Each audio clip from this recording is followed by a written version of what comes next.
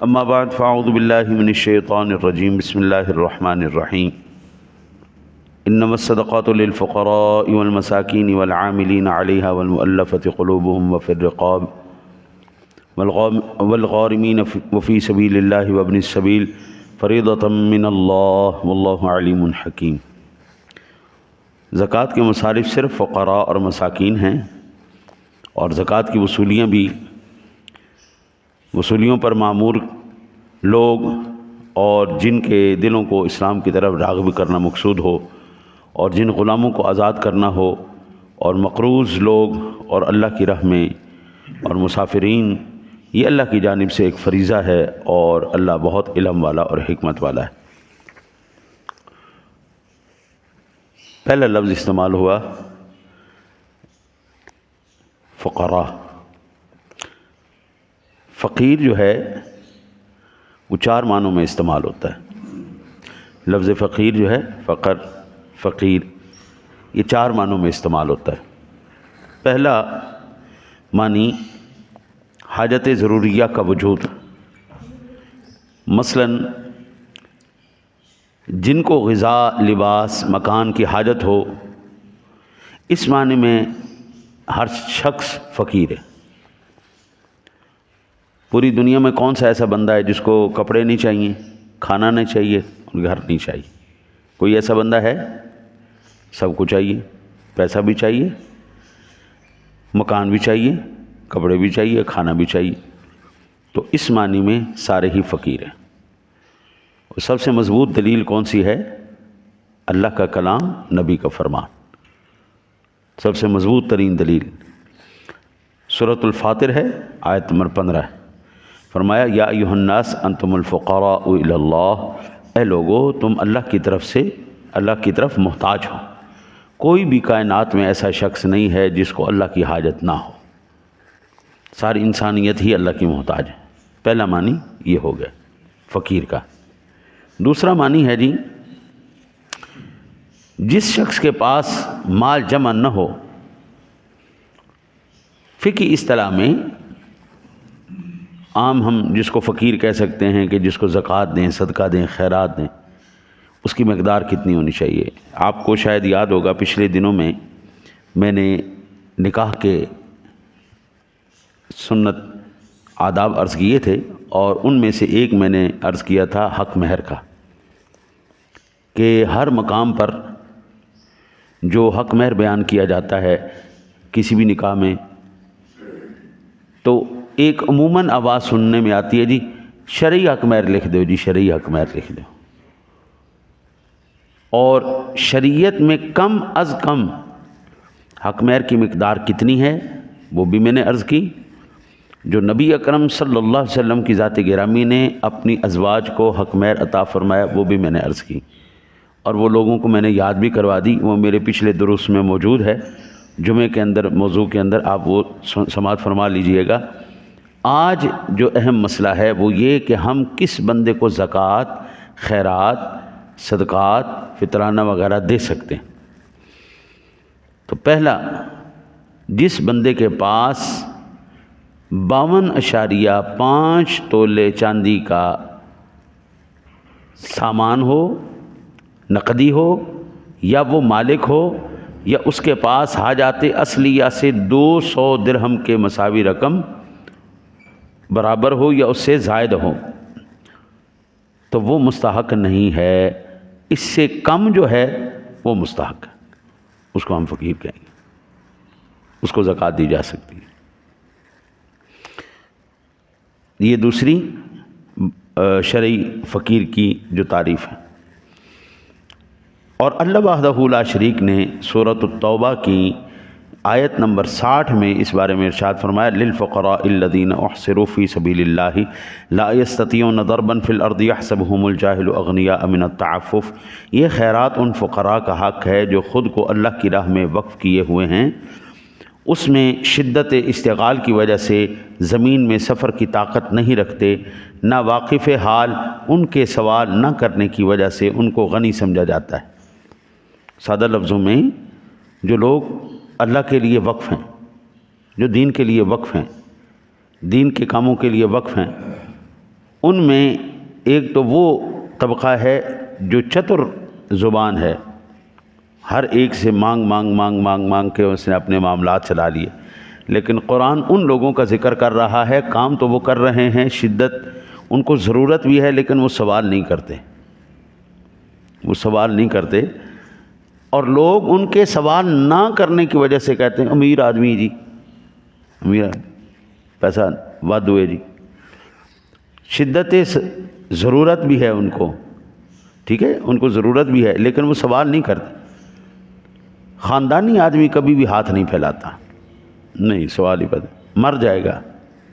خاندانی آدمی کے لیے سوال کرنا اپنی ذات کے لیے وہ موت کے برابر ہے، ایک یہ، دوسرا ایک خاندانی آدمی کے لیے کسی بے نسلے کا غلام ہو جانا، نوکر ہو جانا، یہ اس سے بھی بڑی موت ہے۔ لہٰذا دوسرا معنی یہ ہوا۔ تیسرا معنی نفس کا زیادہ حریص ہونا، اور میرے آقا نبی اکرم صلی اللہ علیہ وسلم کی ایک حدیث پاک میں اس کی ہمیں بات ملتی ہے۔ حضرت یزید بن ابان رقادی حضرت انس رضی اللہ تعالیٰ عنہ سے روایت کرتے ہیں کہ رسول اللہ صلی اللہ علیہ وسلم نے فرمایا، قریب ہے کہ فقراء زیادہ حریص کفر ہو جائے، اور قریب ہے کہ حسد تقدیر پر غالب ہو جائے۔ فقیر آدمی باوجود، بلکہ مجھے وہ یاد نہیں رہا، مجھے ایک بندے نے ویڈیو بھیجی تھی، میں اس کو سیو کر لیتا۔ ایک فقیرنی مائی کو پکڑا ہے، 4 دن ہوئے یا 5 دن ہوئے، انتہائی گندے کپڑے، انتہائی گندے کپڑے، سردیوں کا موسم ہے تو وہ ظاہری بات ہے سارے اچھی طرح کپڑے شپڑے پہن کے بیٹھے ہوتے ہیں۔ فقیرنی مائی پکڑی گئی ہے جی، اس کو جب چیک کیا، ہماری پولیس والے بھی بڑے باکمال ہیں، یعنی ان کی زندہ کرامتیں، لنگڑے چلنا شروع کر دیتے ہیں، لولوں کے ہاتھ نکل آتے ہیں، اے جڑے ڈرامے باز فقیر ہیں۔ وہ ایک مائی کو پکڑا، اس کی جب وہ چادریں شادریں اور کوٹیاں چھوٹیاں نکالی، 18 لاکھ روپیہ اس کے جسم سے نکلا جی، کوئی ادھر پیسے لکائے نہیں، کوئی ادھر لکائے نہیں، کوئی ادھر لکائے نہیں، کوئی کتے لکائے، 18 لاکھ روپیہ لے کے وہ بیٹھی ہوئی ہے، اور آپ اندازہ کیجئے پھر بھی بھیک مانگ رہی ہے، پیسے بھی نکلے اس سے اور مانگ بھیک رہی ہے۔ حضور سرور دو عالم صلی اللہ علیہ وسلم نے ارشاد فرمایا تھا، ایک وہ بھی ہوگا پیسے اس کے پاس ہوں گے لیکن ہرس نہیں ختم ہوگی۔ پچھلے سال سن 24 کے اندر ایک فقیر پکڑا گیا جس کے اکاؤنٹ میں سے 12 کروڑ روپیہ نکلا، کمال نہیں ہو گیا؟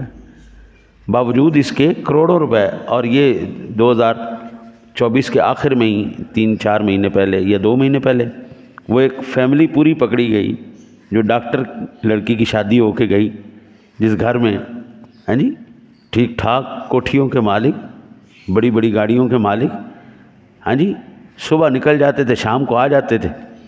وہ کہنے لگی مجھے میرے شوہر نے بتایا نہیں میں کیا کام کرتا ہوں، جب میں نے پیچھا کیا تو پتہ چلا یہ پورا خاندان ہی فقیروں کا ہے۔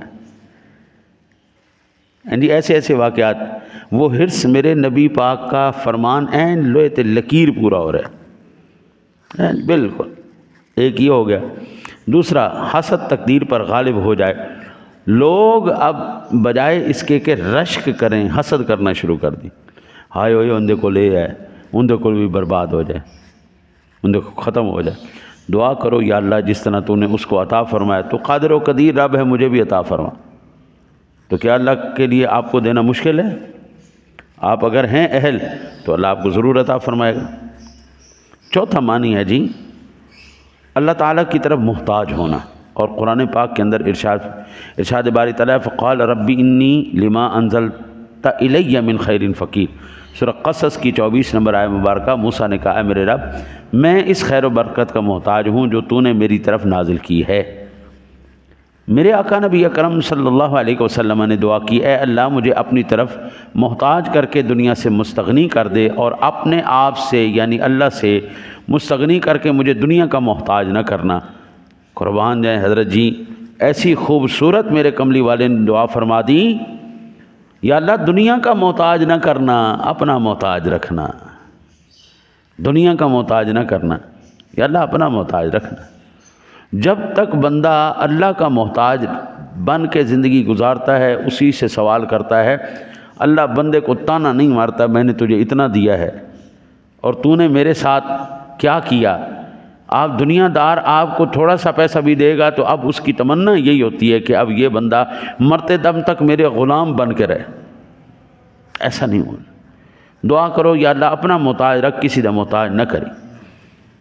میرے آقا نبی اکرم صلی اللہ علیہ وسلم کا ارشاد فرمانے علی شان ہے، میرے آقا جی علیہ السلام نے ارشاد فرمایا، حضرت عبداللہ ابن مسعود رضی اللہ تعالیٰ عنہ اس کو روایت فرمانے والے ہیں، آقا جی نے فرمایا زکوٰۃ سے اپنے اموال کی حفاظت کرو، صدقات سے اپنے بیماروں کی دوا کرو، اور مصائب کے لیے دعا کو تیار رکھو۔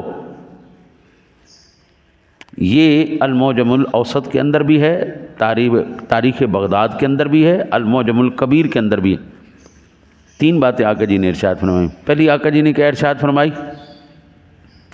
اپنے زکوٰۃ سے اپنے اموال کی حفاظت کرو۔ جو بندہ زکوٰۃ دیتا ہے اس کا مال کبھی چوری نہیں ہوگا۔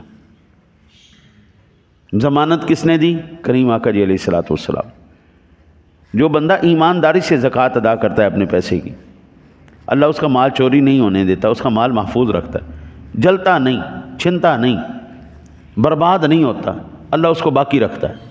پہلی بات، صدقات سے اپنے بیماروں کی دوا کرو۔ مجھے اچھی طرح یاد ہے، ہم اپنے بچپن میں جب مدرسے میں پڑھتے تھے تو اکثر بکرے آیا کرتے تھے، اکثر بکرے، ٹیڈی بکرے آیا کرتے تھے، اور وہ کہتے تھے جی ہمارا بابا بیمار ہے جی، ہماری مائی صاحبہ بیمار ہے جی، فلانا بیمار ہے جی، یہ صدقہ لے لیں۔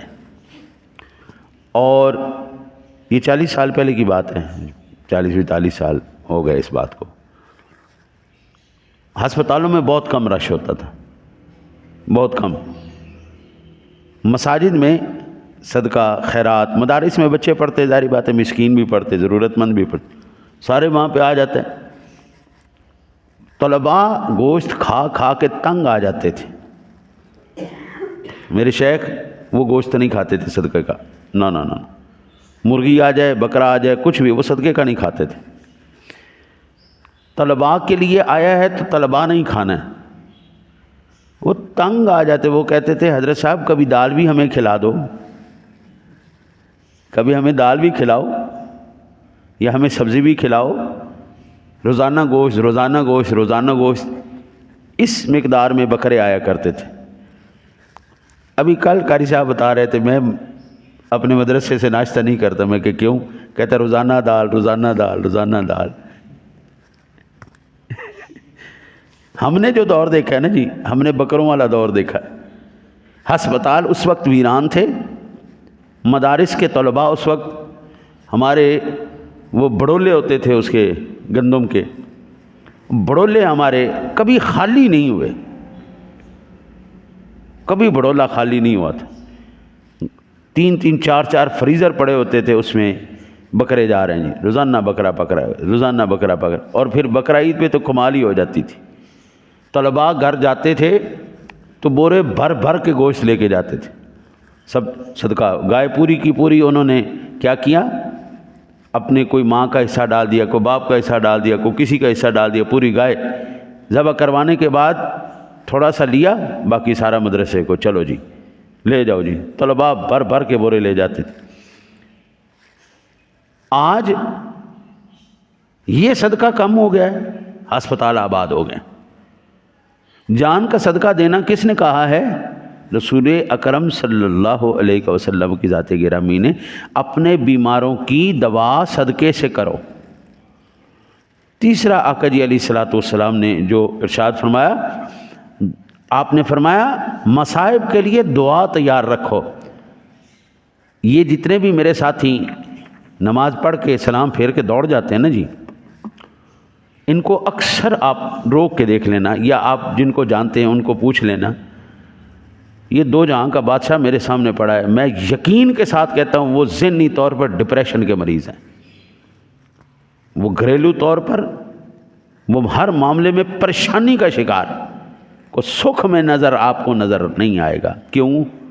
میرے نبی نے کہا تھا مصیبتوں کے لیے دعائیں تیار کرو، پہلے مانگ کے رکھو یا اللہ مصیبتوں سے بچانا، یا اللہ پریشانیوں سے بچانا، یا اللہ بلاؤں سے بچانا.